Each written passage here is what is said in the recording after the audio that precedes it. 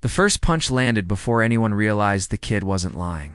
It happened outside the one-room schoolhouse, where the dirt never quite settled, and the wind always seemed to carry dust and trouble in equal measure. 12-year-old Eli Mercer hit the ground hard, his books scattering like startled birds. Laughter followed sharp, cruel practiced laughter, the kind that came easy to boys who had never known hunger or fear. One boot pressed against Eli's ribs, grinding him into the dirt while the others circled. "Oh, say it again," one of them sneered. "Say your mom is a bounty hunter." Eli coughed, tasting blood and earth. His left eye was already swelling shut, but his voice didn't shake when he answered. "She is." That was when they really hit him. They hit him because kids learn early what adults whisper: bounty hunters were half myth, half monster. Men who dragged criminals in chains, men with dead eyes and guns worn smooth by use, and mothers, especially poor, quiet ones, who scrubbed clothes at night and sent their sons to school with patched sleeves, were not supposed to be that. Eli curled in on himself, arms over his head, and thought of his mother's hands. Rough palms, gentle thumbs. The way she braided his hair every morning before sunrise, humming tunelessly like she didn't realize she did it. The way she kissed his forehead once, and only once every day, like a promise she never broke. He didn't cry. He wouldn't give them that. "You hear me?" another boy shouted. "Your mom's a nobody. My PA says bounty hunters don't even bring 'em back alive half the time. Says they're just killers." Eli opened his mouth to argue. The laughter kept going. The boots kept kicking. But the air shifted, heavy and sharp, carrying the scent of leather, steel, and a long road. Somewhere behind them, a set of footsteps stopped. The laughter died first. One of the boys slowly looked up, then froze. Behind them stood a woman. She wasn't tall, but she stood like the ground underneath, answered to her alone. A wide-brimmed hat shadowed her eyes, and a dust-worn coat hung open over a gun belt that sat like it belonged there because it did. The revolver at her hip wasn't shiny. It was used, loved, trusted. Her eyes found Eli first, and softened. Then they flicked to the boys, and hardened into something cold enough to stop breath. "Get your boots off, my son," she said. Her voice wasn't loud. It didn't need to be. The boy with his foot on Eli stumbled back like he'd been burned. No one ran, no one spoke. Kids who'd never feared grown-ups before suddenly understood what fear actually felt like. Mara Mercer stepped forward and knelt beside Eli.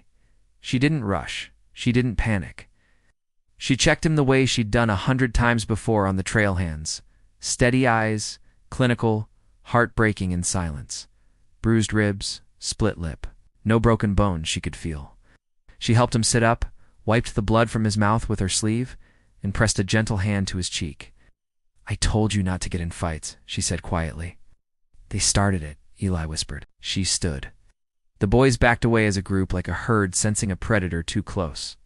One of them finally found his voice. We didn't know that part doesn't matter," Mara said. Somewhere inside the schoolhouse, a teacher peeked through a window, then quickly pulled the curtain shut. Mara studied each boy slowly, committing faces to memory. She didn't threaten them. She didn't raise her hand. "I hunt men who think they can hurt someone smaller, because nobody's watching," she said. "You get one free lesson today?" They ran then, shoes pounding, pride shattered. Mara took Eli home on foot, his arm slung over her shoulder. He tried to be brave the whole way, but when the cabin door closed behind them, he finally broke. "I didn't lie," he said through tears. "I told them the truth." "I know, baby," she said, holding him like she wished she could hold the whole world away from him. Sometimes the truth makes people cruel before it makes them quiet. Later that night, after Eli slept, Mara sat at the small table by lamplight and cleaned her revolver. It was a ritual that steadied her. She hadn't wanted this life for him, hadn't wanted late nights, quiet goodbyes, and towns that looked at her like she didn't belong. But bounty notices paid for food, paid for books, paid for a future she prayed would be softer than her past. By morning, the story had spread. A woman bounty hunter, a real one. The kind who'd brought in Elias Crow alive last winter. The kind who'd tracked the Shaw brothers for 5 days through snow, parents whispered. Men watched her with narrowed eyes, some with respect, some with resentment. Eli stopped walking alone to school. That protection mattered, because 3 days later, trouble came riding into town. His name was Calder Vane, and Mara recognized it the moment she saw the poster nailed crooked to the saloon wall. Wanted for armed robbery, assault, and murder along the Southern Trail. Last seen heading north. Alive or dead. The drawing wasn't accurate, but the tattoo under the left eye was. Mara saw him before anyone else did. He walked into town like he owned it, smiling too easily, eyes always calculating. He recognized her too. Bounty hunters learned faces like others learned prayers. They didn't speak. That night, Eli sat by the window, stomach tight, pretending to read while Mara packed supplies with quiet efficiency. Is he bad? Eli asked. Are you going after him? Mara paused. He's already here. Fear flickered across Eli's face. What if he hurts someone? Then he won't leave town, she said. They didn't hug. They'd learned long ago that goodbyes made the waiting worse. The confrontation came at dawn behind the stables where dust hid blood well. Calder laughed when she leveled her gun. Didn't think you'd settle down, he said. Didn't think you'd have a kid. Mara didn't blink, hands where I can see them. He reached for his weapon. He never got it. The shot echoed across town, sharp and final. When the dust settled, Calder Vane lay alive but screaming, a shattered hand pinned useless against the earth. By noon, he was chained and headed south. By evening, the town was quiet again. Eli never told anyone how scared he'd been. Mara never told him how close it had been. Life moved forward.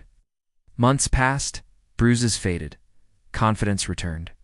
The boys who'd hurt Eli never touched him again, not because they feared his mother, but because they finally understood something deeper. Some strength didn't shout. Some protection came wrapped in quiet love and hard choices. One afternoon, as Eli walked home under a sky stained gold by sunset, he saw Mara waiting on the porch.